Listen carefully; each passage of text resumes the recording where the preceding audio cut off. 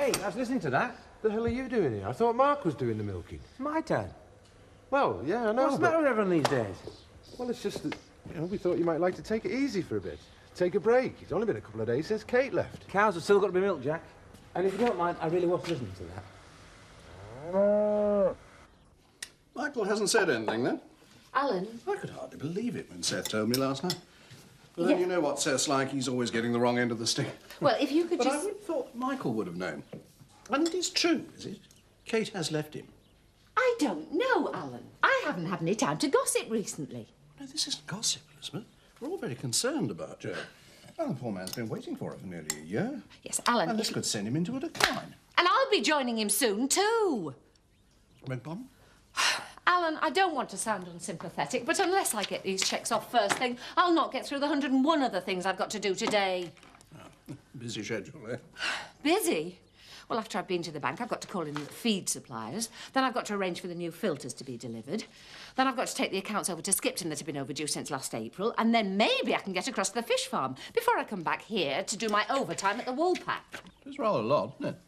Yes, Alan, it is. It's hardly surprising. I had my collapse, when you think about it. What? With all I've got on my plate. No, Alan, as you say, it's hardly surprising. Oh, Elizabeth, before you go, just top that up for me, would you? I must say, this is an unexpected pleasure, Chris. What? Well, you don't normally join us for breakfast. I just fancied a bit of home cooking this morning, that's all. Toast tastes better out of our toaster, does it? What? Well, that's all you've had all the time you've been here. Rest of the time you spent looking out the window. Actually, I was wondering what time Kathy starts work these days. Oh, she got in about an hour ago. Oh, really? And then she left again. What? Apparently her grand's taken a turn for the worse up in Scarborough. She and Nick have had to dash up there.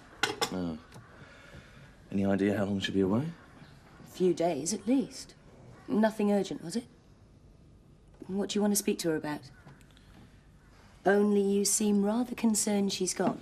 Well, I'm just concerned to hear about Kathy's gran, that's all. I know how fond she is of the old lady. Yes, of course.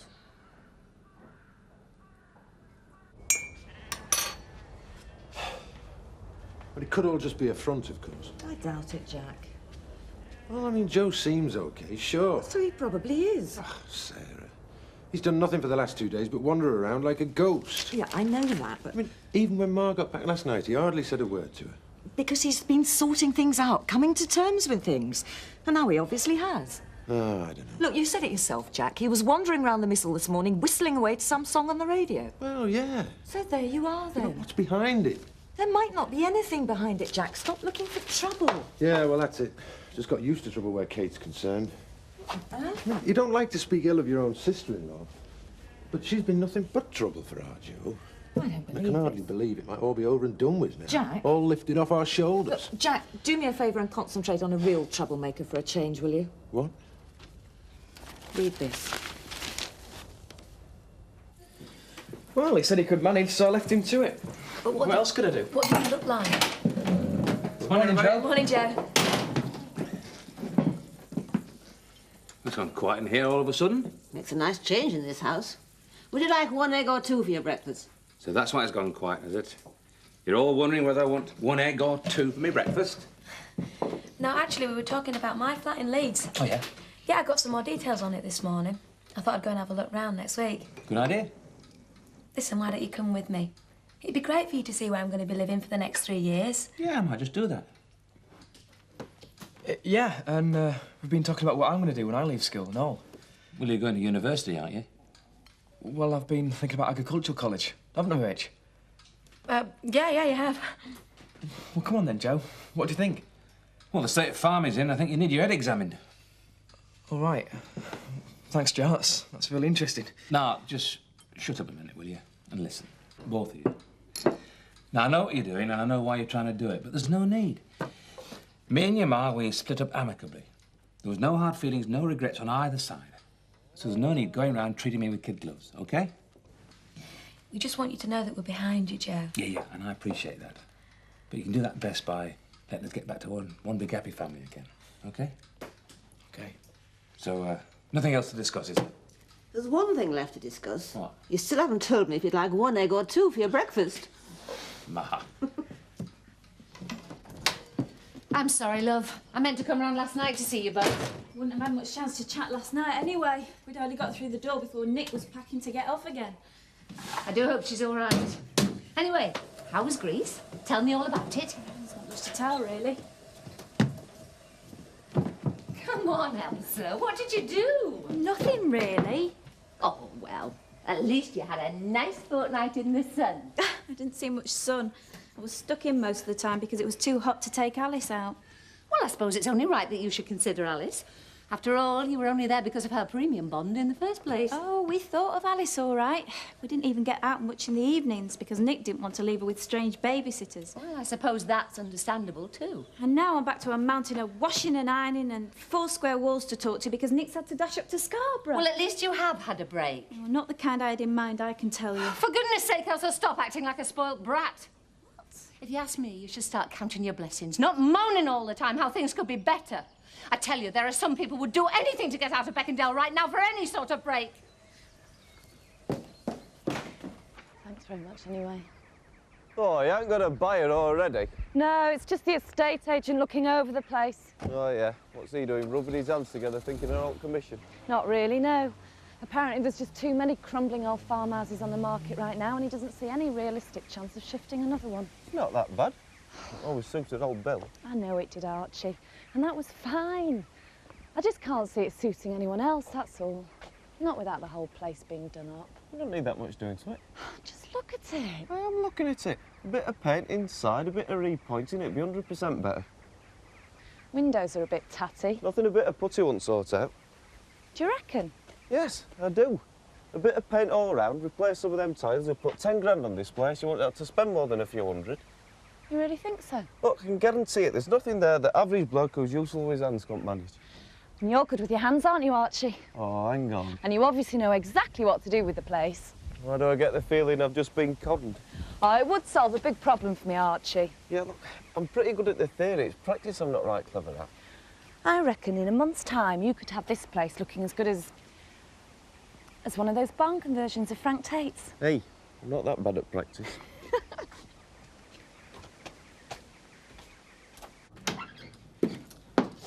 Ma, I'm popping to the shops this afternoon.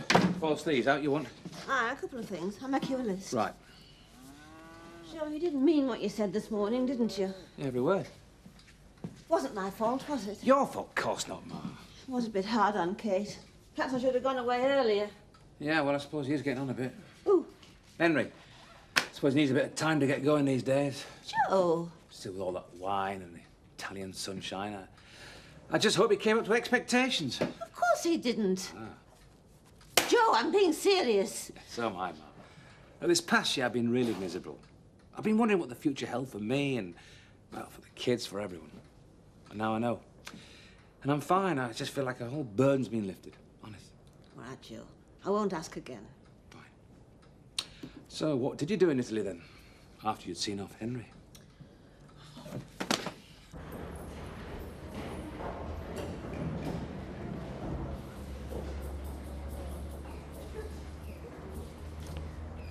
We want to see the plans for the holiday development at Beckendale, the home farm estate.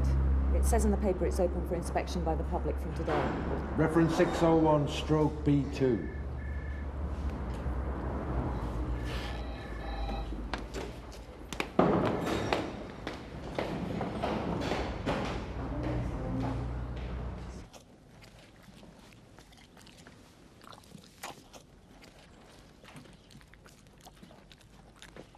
There you are. I've been looking for you.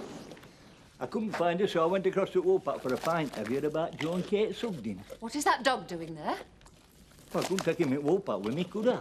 Turner don't like dogs in his pub. He's very particular. Yes, and I'm quite particular too, Seth, when it comes to them sprawling all over my sofa and demolishing entire packets of biscuits. Well, you can't blame Smokey for that. He's very partial to bourbons. Seth? You don't get 'em at home. Well, you can't spoil 'em, can you? Seth, will you please get that dog out of this cottage? All right. Don't lose your rag. It's only a packet of biscuits. Come And I on. never want to see him in here again. Are you all right, Mrs. Feldman? No, I am not all right. I've got too much to do and not enough time to do it in. Well, it's not fair taking it out on Smokey. No, you're right, Seth. I'll go and take it out on someone much bigger than Smokey. There are more than 30 cabins here. And there's room for another 20 or 30 caravans. And the access routes all go through Beckendale village. And the whole thing's supposed to be connected to mains water. And we have enough trouble in a drought as it is. Oh, no, Jack, this really isn't long. Don't mind me, I'm just refreshing my memory on this particular application. You're not actually going to let this go through, are you? What? Well, this disaster. It's not up to me, is it? Well, you are chairman of the planning committee, aren't you? Yeah, but even the chairman can't decide these things all by himself. Well, you can't support it, surely. Well, some people would call it progress. Progress? Death knell for Beckendale, more like. I'll say. It's pure poison. And do a lot of people in Beckendale feel like that? They will. I can promise you that. Yeah. Once we've told them all about it. It's like Mr. Tate's going to face some opposition then. Yeah, he certainly will.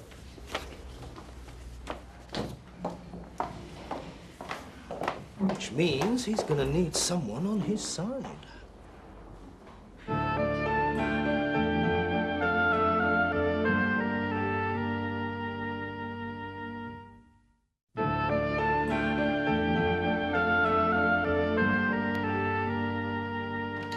Enough is enough, Alan. Now, calm down, Elizabeth. Oh, calm down.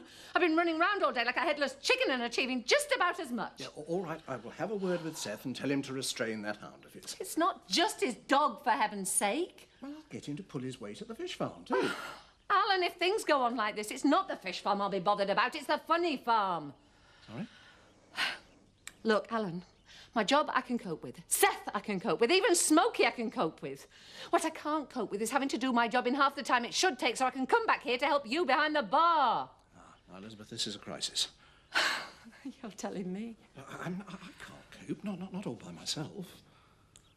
No. No, I know that. I mean, I hope you're not suggesting that I should shut the Woolpack down. I mean, now we're just getting on our feet. I'm suggesting you should get proper help, not rely on inexperienced folk who've got more than enough to do already. Yes, but who, for heaven's sake? Well, I have got someone in mind. And it's someone with lots of experience, too. Ah, now, if you're thinking of Sarah, that's a non-starter. I'm not with all the trouble they've got at Emmerdale. I was thinking of Henry Wilkes. Henry? Well, he's close at hand. He's not exactly busy at the moment, and he knows exactly what to do. But I spent months trying to get rid of the blasted man. It should only be a stopgap until you got better. I'm not sure about this, Elizabeth. Well, I'm sorry, Alan. But either you ask Henry, or you pray for a miracle.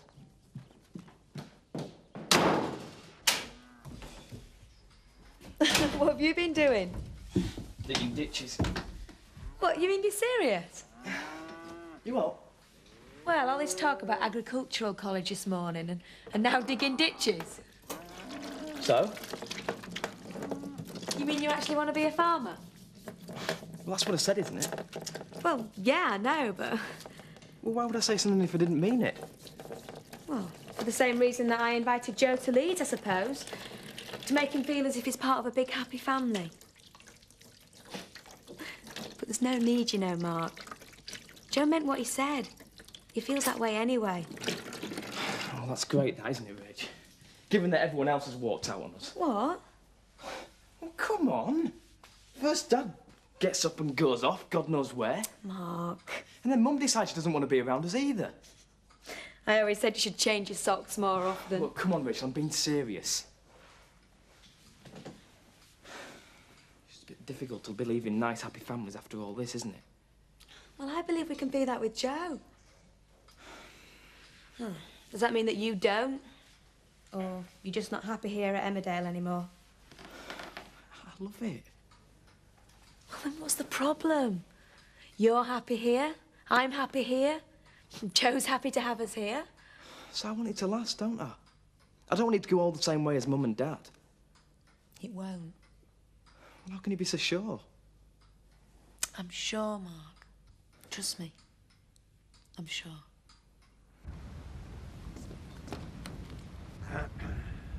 Hard at work as usual, I see. Look, it's Joe. Looks terrible, doesn't he? He's losing weight, I reckon. Drawn. That's the word for the man, drawn. On the point of collapse, that's it. Seth, Eric. Hello, Joe. I haven't got a spot in my nose, have I? No, Joe. My fly's open. No, Joe. Oh, is my cap on straight? Everything fine with you too, is it? Yeah, couldn't be better. Putting a brave face on it. As I said, he's on the point of collapse. If you ask me, it's all turned out for the best. So you don't think Joe's just putting a brave face on it? Counting his blessings, more like. Oh, come on, honey. His wife's just left him. Kate left Joe over a year ago. More than that, if the truth were known. There's got to be some reason why she fell so much under the spell of that friend of hers, you know. Maybe. Maybe nothing, Henry.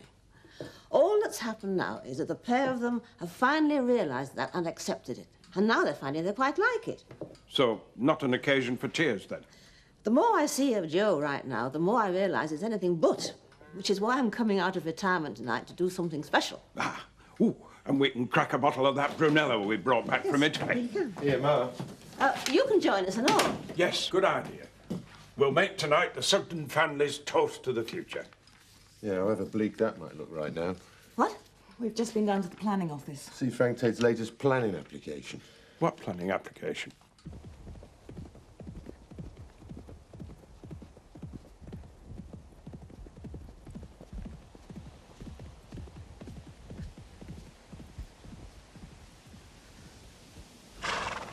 Lost your way, Charlie? Just taking in the view, Mrs. Tate, that's all. I see. Particularly pleasant time of year, this, wouldn't you say? Well, I suppose it is, yes. Countryside at its richest. Harvest almost here. I never had you down as a nature lover, Charlie. Oh, you'd be surprised. Well, you're certainly surprising me. Most people stop at Pencross Ridge or up on the fell. You're the first person I've seen stop here to admire 3 perfectly ordinary, if not to say rather boring fields. I'll tell you the truth, Mrs. Tate. I see all sorts to interest me in a landscape like this.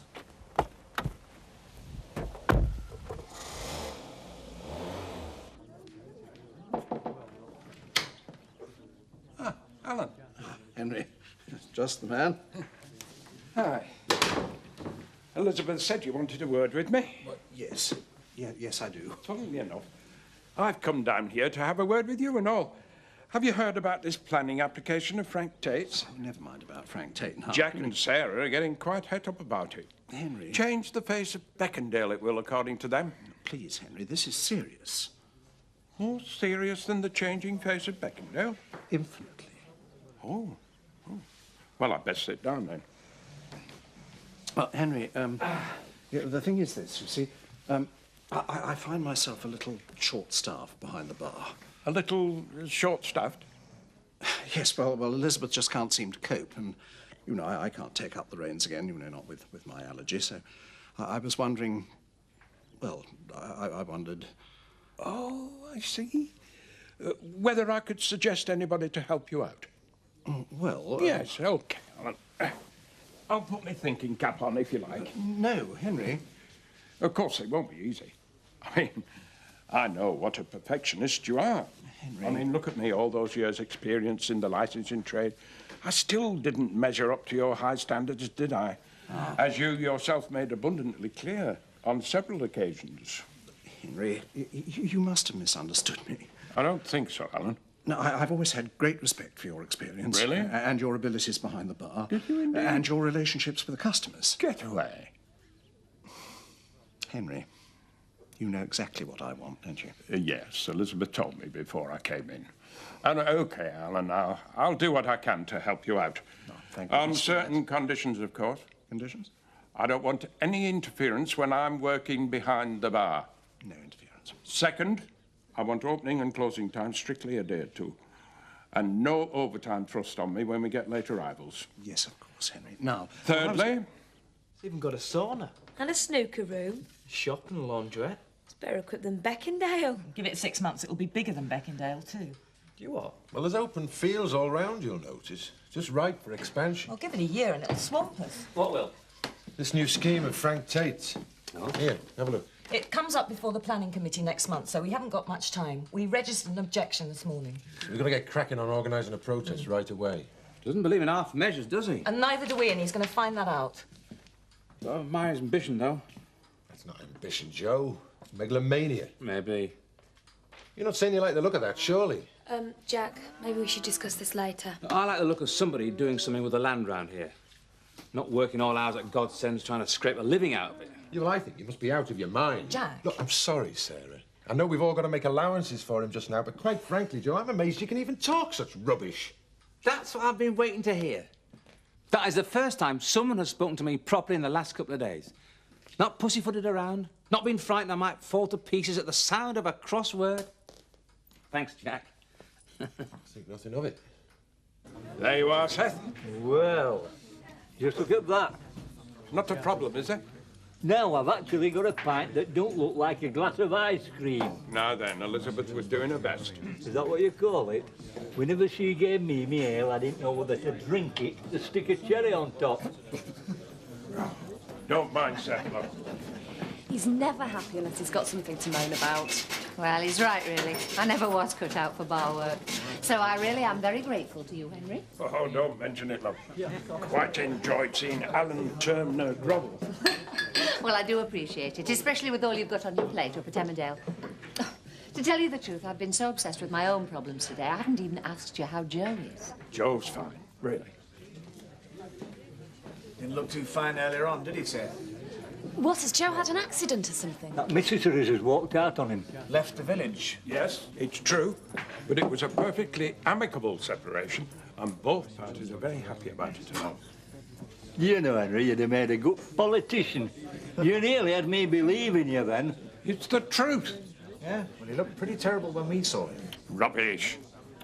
That man was so upset he could hardly put one foot in front of the other. Really? Not at all. I'm telling you, Henry, he was on the point of collapse. Evening, Henry. Evening, all. Get him in. Mine's a pint. Right. And do hurry. I don't want to collapse until I've had time to... Yeah, like I said, Joe is really fine. Listen, Joe, I do want to apologise for what I said back at home. Jack, that was the best tonic I could have had. Even as good as seeing Seth's face when I walked in just now. Seriously, though, about Frank Tate. Yeah? We really ought to decide what we're going to do about that, you know? Yeah, if anything. What, you mean you meant what you said back there? Well, I had a look at those details while you're changing. If you ask me, it's a good scheme. Joe? Jack, I'm stuck in the past too long round here. Maybe it's time for a fresh start all the way round.